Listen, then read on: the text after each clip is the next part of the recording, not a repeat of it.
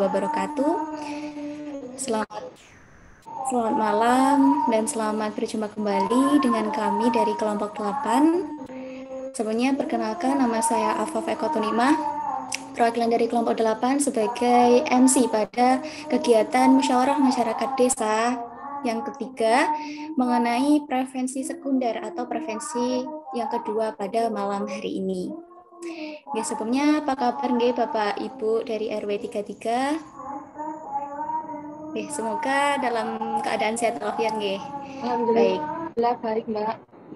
Alhamdulillah nggih Bu, baik nggih kabarnya. Ya, untuk mempersingkat waktu, tujuan dan dari kegiatan kami malam ini untuk menyampaikan pembahasan tentang musyawarah masyarakat desa yang ketiga, yang dimana nanti akan disampaikan oleh rekan-rekan saya dengan pembahasan strategi peningkatan sistem imun di masa pandemi COVID-19 pada RW 33 Kelurahan Jember Kidul. Nah, tujuan dari pelaksanaan ini untuk memberikan informasi lebih dalam lagi seperti itu. Kami mungkin dari Bapak Ibu jenengan sudah banyak yang mengetahui tentang pencegahan dari penyebaran COVID-19 ataupun peningkatan sistem imun itu seperti apa. Nah, dari kelompok kami nanti akan menyampaikan lebih dalam lagi, kemudian akan sharing-sharing seperti itu. Nanti untuk penyampaian pembahasannya kurang lebih selama 15 menit dan dilanjutkan sesi diskusi selama 15 menit juga. Nih, untuk mempersingkat waktu saya persilakan kepada rekan saya untuk melakukan ini terlebih dahulu menampilkan media untuk penyampaian materinya nggih, monggo.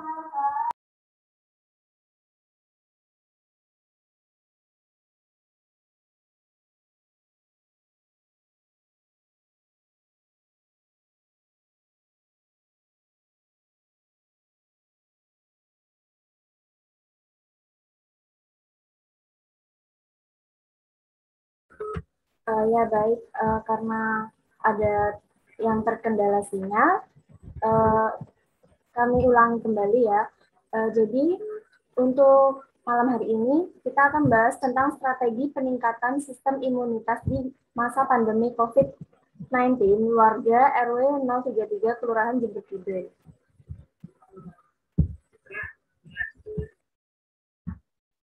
Ya, untuk pengertian sistem imun sendiri merupakan perlindungan tubuh dari penyakit yang bisa menyebabkan infeksi seperti virus, bakteri, jamur, yang akan dihalangi oleh antibodi yang diproduksi pada sumsum tulang. Imunitas adalah proses dari sistem imun yang menghasilkan perlindungan untuk tubuh dari penyakit.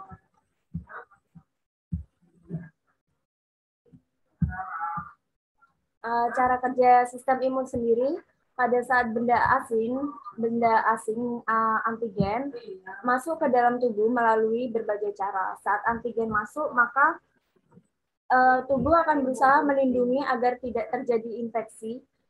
Tubuh akan merangsang limfosit B pada sumsum tulang untuk menghasilkan antibodi dan sel limfosit T penghasil sitokin.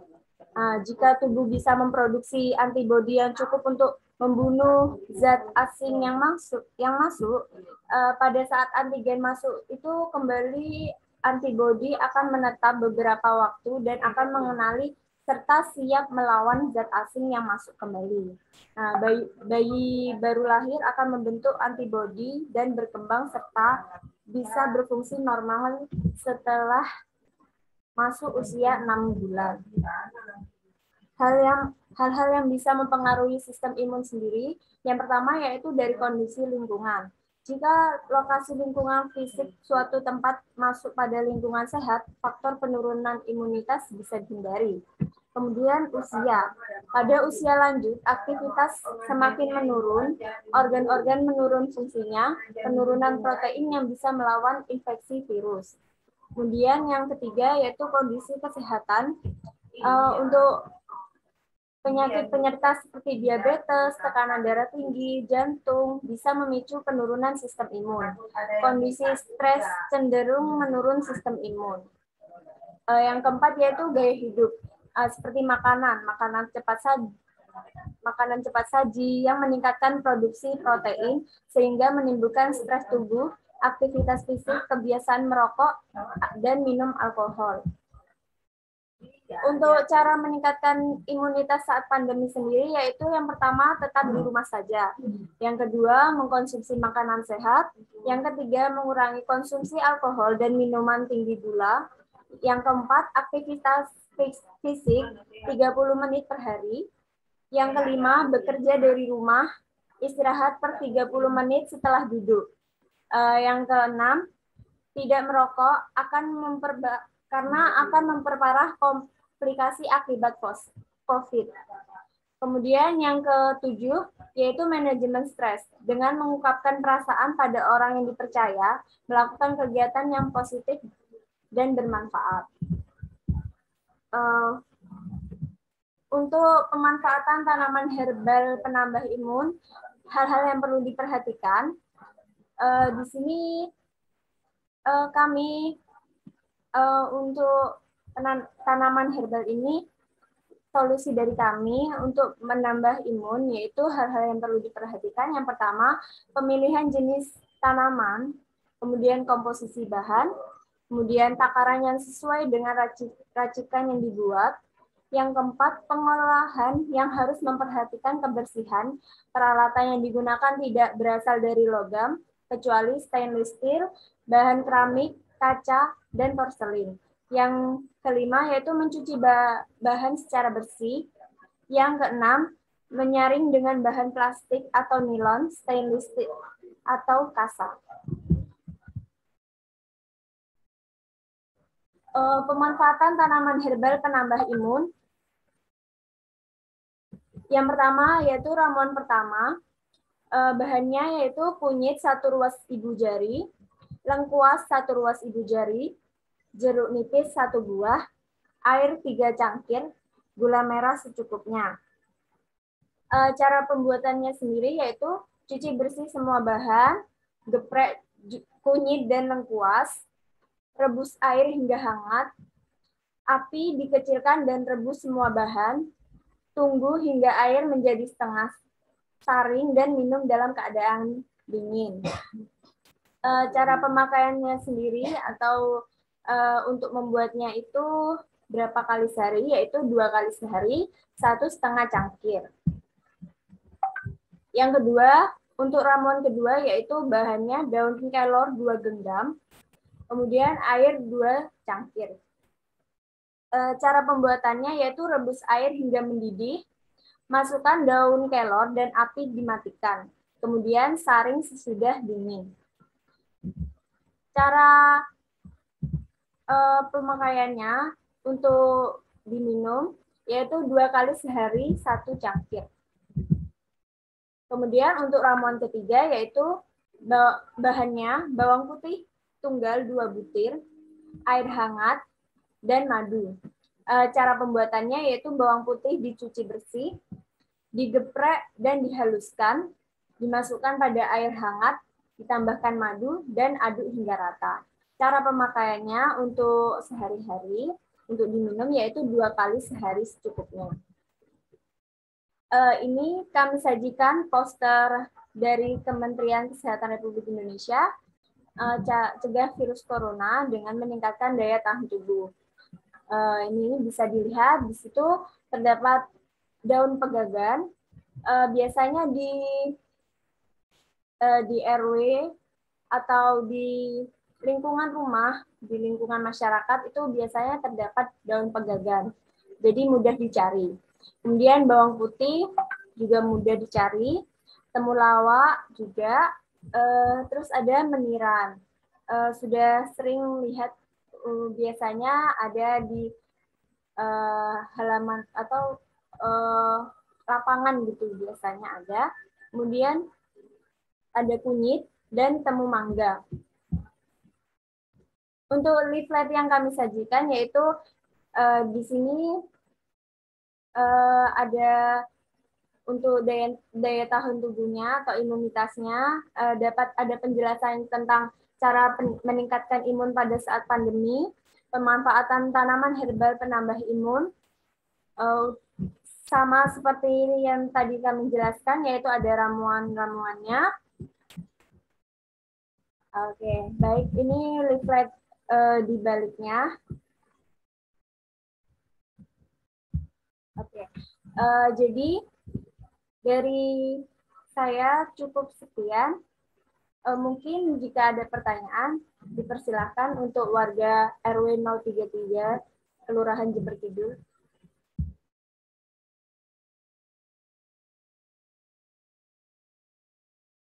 Ya, untuk selanjutnya kita akan masuk ke sesi diskusi. Terima kasih banyak atas penyampaian dari Saudari Siti dan Saudari Feni.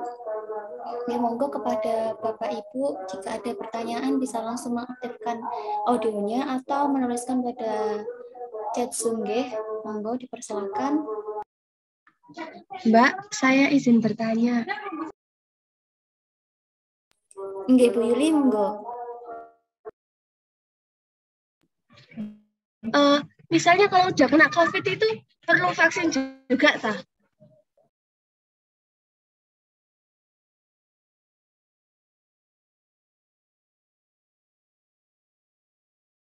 Nggih, Bu, terima kasih atas pertanyaannya, nggih. Mungkin kami tampung terlebih dahulu.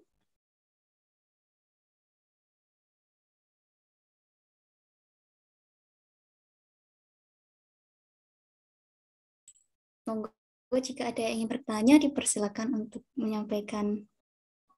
Nggih, ada dari Bu Reni, nggih, monggo Bu Reni. Selamat malam, Mbak. Saya mau nanya ini, untuk bayi yang baru lahir itu apakah memiliki sistem kekebalan tubuh yang alami? Terima kasih. Oke, terima kasih nggih atas pertanyaannya. Monggo mungkin bisa satu lagi dipersilakan pada Bapak Ibu dari RW 33 jika ada yang ingin didiskusikan, langsung saja untuk menyampaikan pertanyaannya nggih.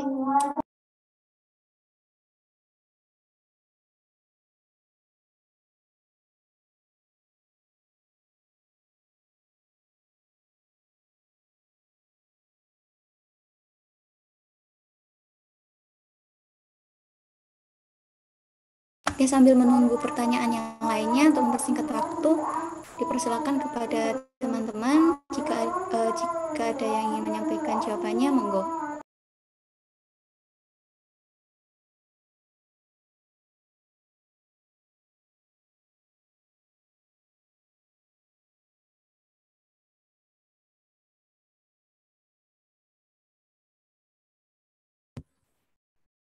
Oke, di sini mungkin Moderator izin masuk. ya baik. Silakan. Oke. Silakan. Sebelumnya izin masuk moderator. Di sini saya izin menjawab pertanyaan dari Ibu Siti Brendasa yang mengenai tentang kenapa jika kita sudah kena COVID, apakah masih diperlukan vaksin? Nah, di sini saya izin menjawab. Jadi kita itu masih memerlukan vaksin. Kenapa? Jadi penyintas COVID sendiri itu kan divaksinasi pada saat antibodi sudah tidak mempunyai daya lindung. Terus beberapa lama masa tersebut masih dalam penelitian, namun pada prinsipnya akan dilakukan vaksinasi kemudian.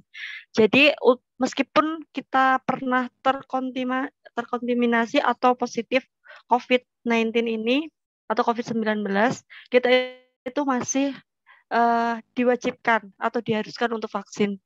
Alasannya sendiri yang lebih utama itu yaitu agar antibodi kita itu lebih kuat. Terus daya tahan tubuh kita jadi lebih kuat juga untuk menahan virus-virus agar tidak mudah masuk ke dalam tubuh kita. Jadi seperti itu. Nah, kenapa antibodi ini membutuhkan vaksin selain makanan?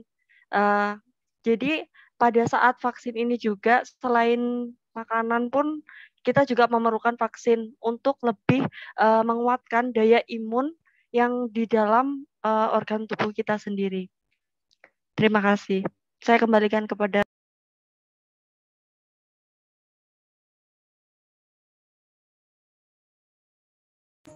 Oke, terima kasih atas penyampaian jawabannya, nggih, Feni. Bagaimana kepada Bu Yuli, nggih, tadi yang tanya, apakah sudah cukup jelas, Bu?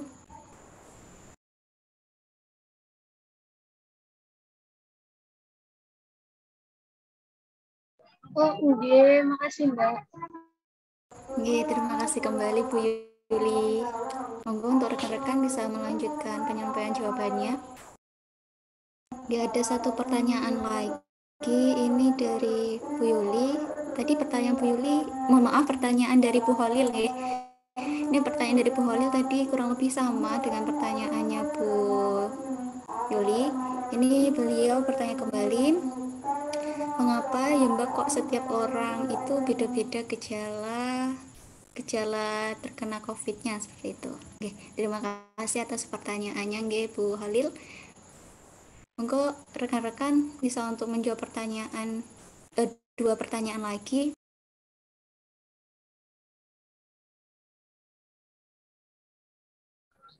Ya, baik. Di sini saya akan membantu menjawab pertanyaan tadi dari Ibu Neni ya. Untuk bayi baru memiliki sistem kekebalan tubuh yang alami itu bagaimana? Apakah bayi itu memiliki sistem kekebalan tubuh yang alami? Jadi bayi memang memiliki sistem kekebalan tubuh dari ibu selama beberapa minggu terakhir kehamilan. Namun kekebalan tubuhnya itu terbatas pada penyakit-penyakit di mana sang ibu kebal terhadap penyakit tersebut. Dan antibodi ini tidak berlangsung lama, sehingga bayi bisa dengan mudah terserang penyakit. Mungkin itu yang bisa saya jawab. Bagaimana? Untuk Terima kasih atasnya. Bagaimana Bu Reni? Kenapa ya Mbak, antibodi itu tidak bisa berlangsung lama? Apakah untuk bayi itu kalau udah dewasa kan bisa minum suplemen atau bisa disuntik? Terus kalau bayi sendiri apakah ada cara untuk meningkatkan antibodinya? Terima kasih.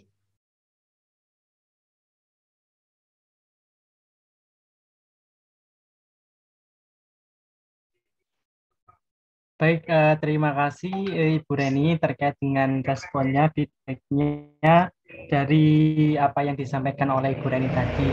Jadi kan tadi kan Bu Reni bertanya terkait dengan apakah itu bagaimana cara untuk bisa meningkatkan antibodi kepada anak. Jadi gini Bu Reni, antibodi kepada anak itu nanti disalurkan melalui pada saat dia dalam usia kecil pada saat dia baru lahir. Bayi kan akan memperoleh ASI dari ibu. Dan ASI itu nanti akan membentuk antibodi pada bayinya itu sendiri. Kemudian terkait dengan bagaimana sih apakah bayi juga bisa terkena COVID-19? Pasti bisa, soalnya sistem imunnya bayi itu tidak seberapa kuat dari sistem imunnya orang dewasa. Jadi mengapa bayi kok terlalu harus diberikan ASI agar bayi itu mendapatkan antibodi dari ASI yang berasal dari ibu. Jadi kalau ASI sendiri itu fungsinya yaitu sebagai pembentuk antibodi dan sebagai antibiotik yang diberikan kepada bayi apabila bayi memiliki infeksi atau berisiko terkena infeksi seperti itu. Kemudian terkait dengan ibunya, apabila ibunya memiliki memiliki sedang terkena flu gitu ya, misalnya ibu kan memiliki antibodi dalam melawan infeksi virus flu tersebut.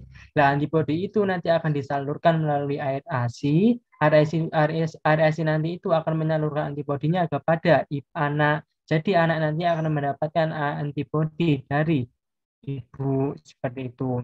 Jadi antibodinya ini yang anak ini bisa diberikan dengan air susu ibu. Jadi secara rutin. Misalnya Ibu Reni sekarang memiliki seorang bayi, nggih. Nah, itu ASI itu harus diberikan terus-menerus supaya anak itu bisa kuat. Soalnya di dalam ASI itu banyak kandungannya seperti itu. Tadi yang sudah saya jelaskan, ASI juga sebagai pembentuk antibodi dari untuk bisa menangkal segala macam infeksi atau virus seperti itu.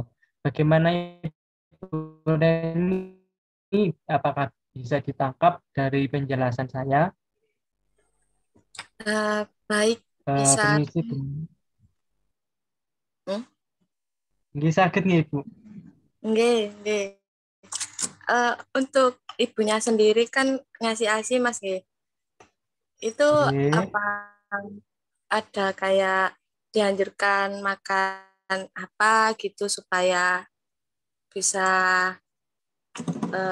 manfaat bagi ASI-nya buat bayi biar antibodinya kuat gitu. Baik, Ibu, nggih saya jawab. Makanya, tentunya kalau makannya ini itu ya makan 4 sehat 5 sempurna, makannya mengandung banyak tinggi protein, terus kemudian untuk karbohidratnya juga diperlukan karena sebagai energi buat ibunya untuk memberikan air susunya gitu. Nah, kalau protein ini itu sangat diperlukan supaya protein ini bisa memberikan nanti dari lewat asinya nanti memberikan proteinnya nanti akan tersalurkan lewat ASI sehingga nanti anak itu akan mendapatkan proteinnya itu dari ibu. Jadi perlunya ibu untuk memakan makanan sehat yang bergizi dan seimbang supaya nanti nutrisinya yang didapatkan ibu juga didapatkan oleh anak melalui air susu ibu. Jadi seberapa pentingkah air susu itu pada anak? Jadi sangat penting sekali. Jadi jangan sampai melewatkan ASI itu diberikan kepada anak. Jadi dan menurut beberapa penelitian juga ASI juga diberikan kepada anak itu lebih baik daripada susu-susu formula seperti biasanya. Karena kalau kita ketahui susu formula itu hanya memberikan glukosa atau gula untuk bisa meningkatkan memberikan kenyang tahan lama kepada anak maksudnya kepada anak itu. Sedangkan ASI ini memberikan banyak manfaatnya mulai dari antibodi, mulai dari segi nutrisinya, mulai dari segi untuk pertumbuhan otak dan perkembangan otaknya, kognitifnya seperti itu. Kan makanan yang bergizi dan bernutrisi supaya nanti anaknya air susunya itu bisa disalurkan kepada anaknya seperti itu. Nah, kalau misalnya ibu-ibunya itu makan gorengan terus, makan yang tidak bergizi, malah nanti yang didapatkan anak malah tidak nutrisi yang tidak didapatkan anak malah akan berkurang sehingga nanti akan mengakibatkan anak mengalami mudah sakit, kekurusan dan seperti itu. Jadi seperti itu nggih Ibu Reni. Mungkin Ibu Reni ini itu ya punya momongan jadi banyak bertanya terkait terkait bagaimana cara memberikan ASI yang baik untuk anak. Nggih, mboten napa Ibu Reni bisa bertanya kepada kami. Kami akan memberikan jawaban sesuai dengan yang kami ketahui dan itu benar-benar sudah terbukti dari beberapa penelitian seperti itu. Bagaimana Ibu Reni? Apakah dari penjelasan yang saya sampaikan dapat diterima nggih? Nggih, sampun Mas. Baik, terima kasih nih Ibu Reni. Semoga bisa memberikan yang terbaik bagi anaknya nggih. Nggih, amin.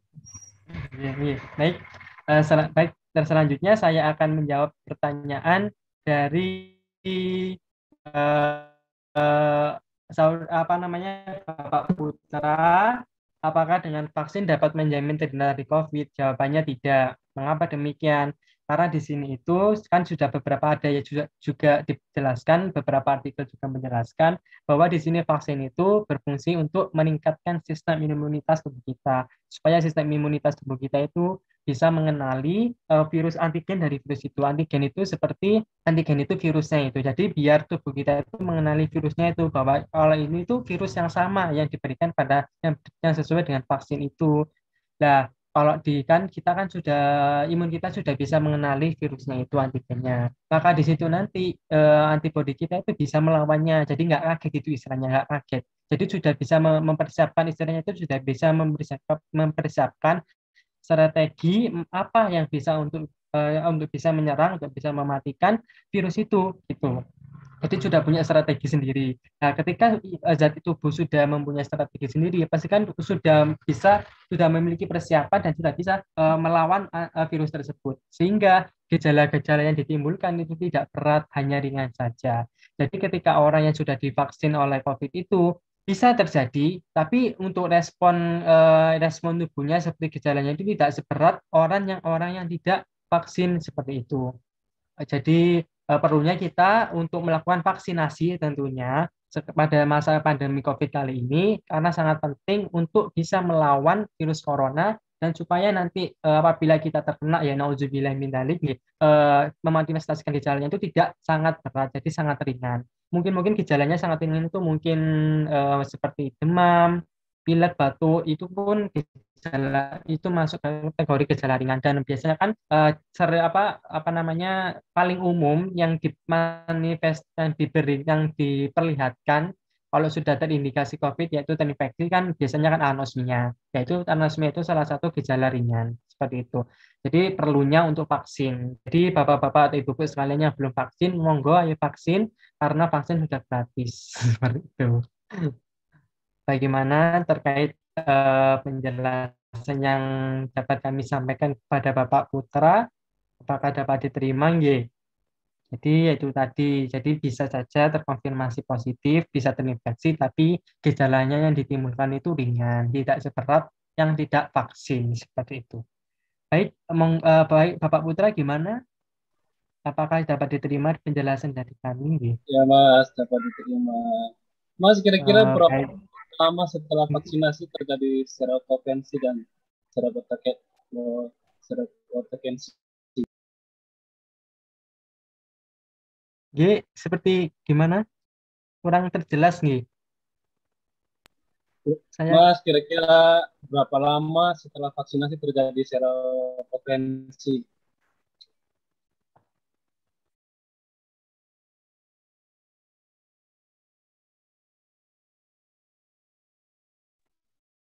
Baik, berapa lama vaksin ya habis vaksin potensi terkenanya itu apa gejalanya itu seperti apa? Jadi kalau misalnya kita kan habis vaksin dosis pertama ini ya, vaksin dosis pertama kita udah vaksin nih, ceritanya udah vaksin, kemudian ada efek samping dari vaksin tersebut kepada kita. Itu biasanya berlangsung kurang lebih sehari setelah vaksin, beberapa jam setelah vaksin, atau mungkin beberapa hari setelah vaksin. Itu semua tergantung pada kondisi tubuh kita. Makanya perlu kita ketahui bahwa ketika kita ingin vaksin, pastikan terlebih dahulu kita dalam keadaan fit. Jadi ketika nanti pas antivirusnya nanti dimasukkan dalam tubuh kita, virus yang sudah dimatikan itu tadi tidak memberikan dalam keadaan antibodi kita akan kuat seperti itu karena tidak ada karena sudah masih kuat, jadi nggak ada penyakit. Kan kalau misalnya kita terkena penyakit seperti batuk, flu, berarti kan antibodi itu kan akan fokus untuk bisa menyelesaikan flu-nya sendiri.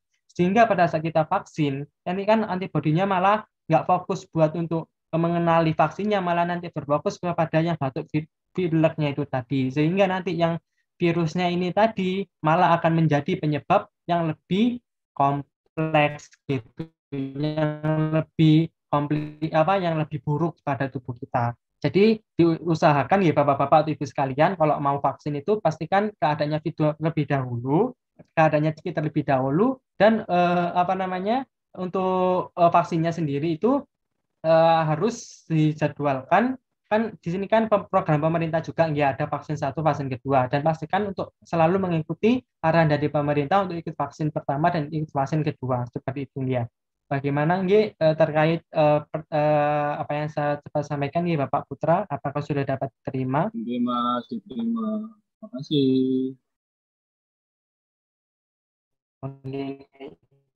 Nggih. Baik, terima kasih Bapak Putra, menarik sekali ya terkait dengan vaksinasi seperti itu.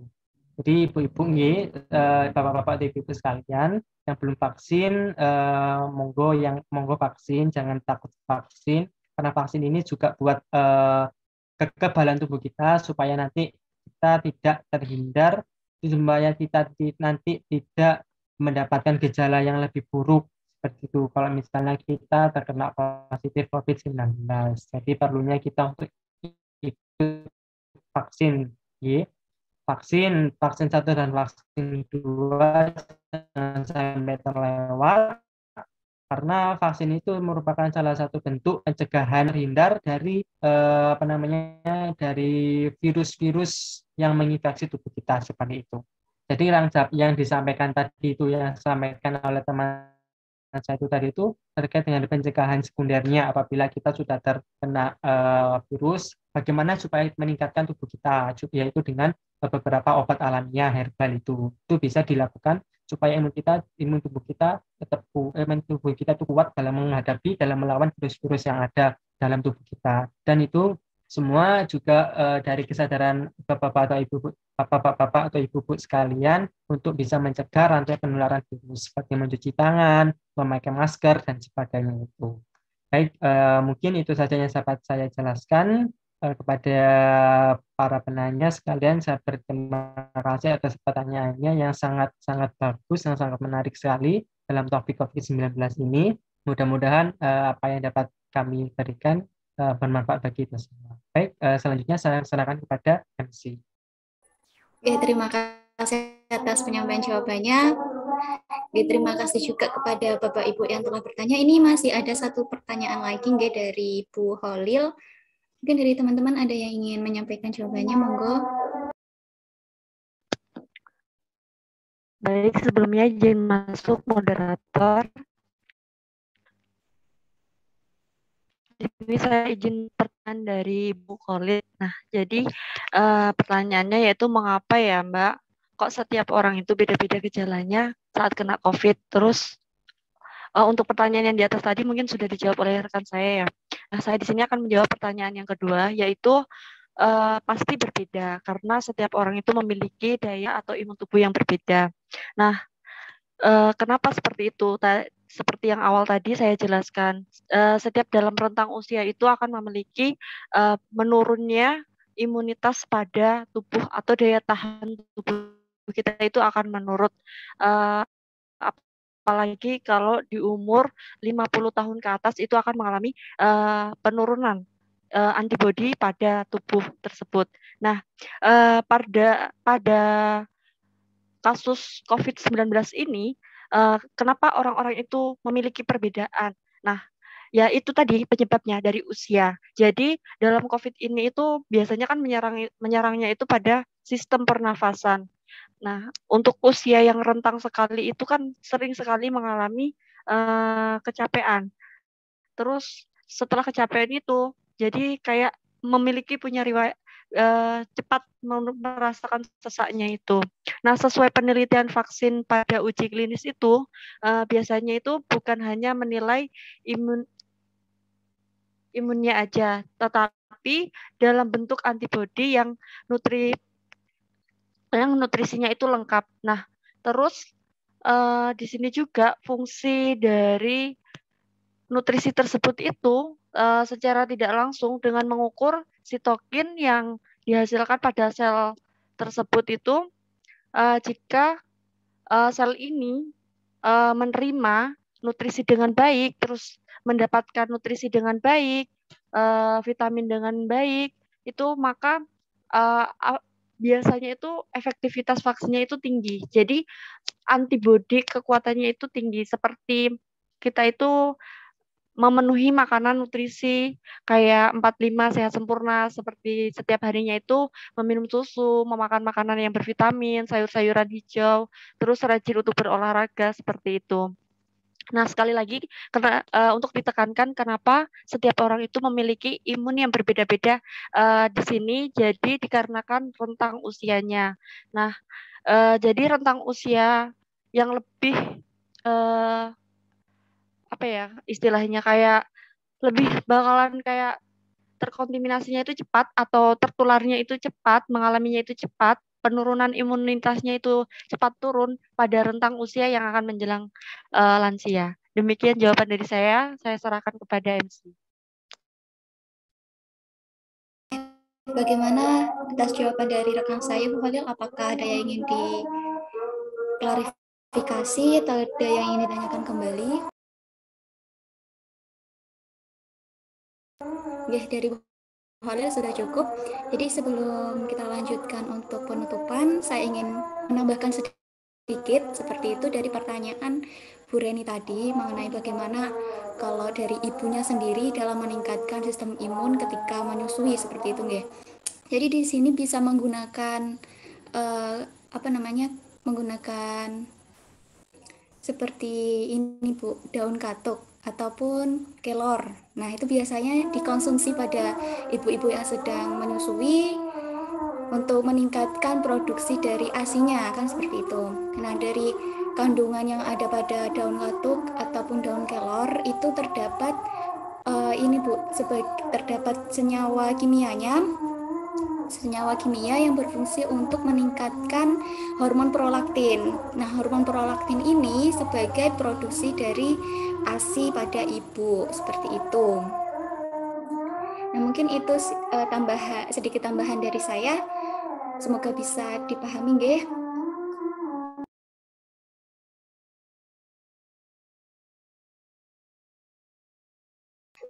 Baik, sebelum kita akhiri pertemuan pada malam hari ini, saya izin untuk menyampaikan sedikit kesimpulan, yang dimana sistem imun merupakan pelindung dari tubuh agar tidak mudah terserang penyakit menular karena virus, bakteri, ataupun jamur.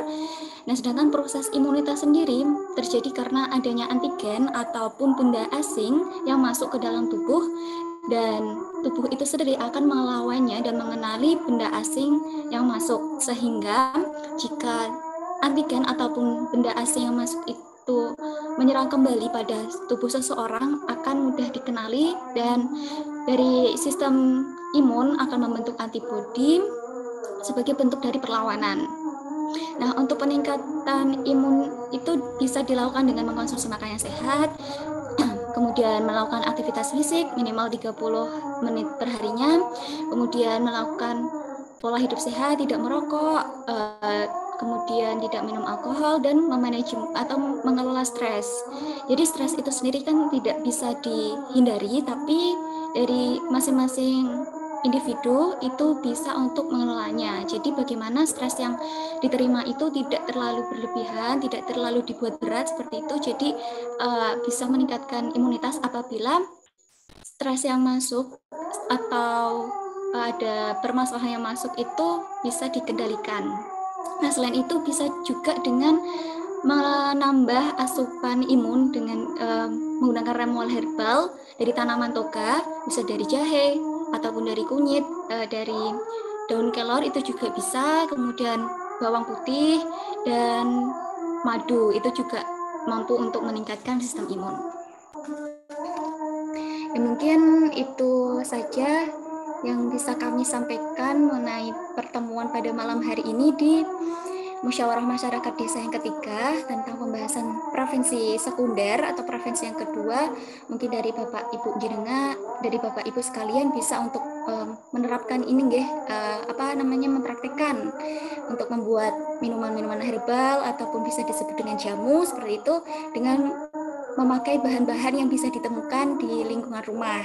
Nah, ini kan juga cukup terjangkau nggih untuk harganya, bisa dibuat sendiri dan lebih praktis tentunya.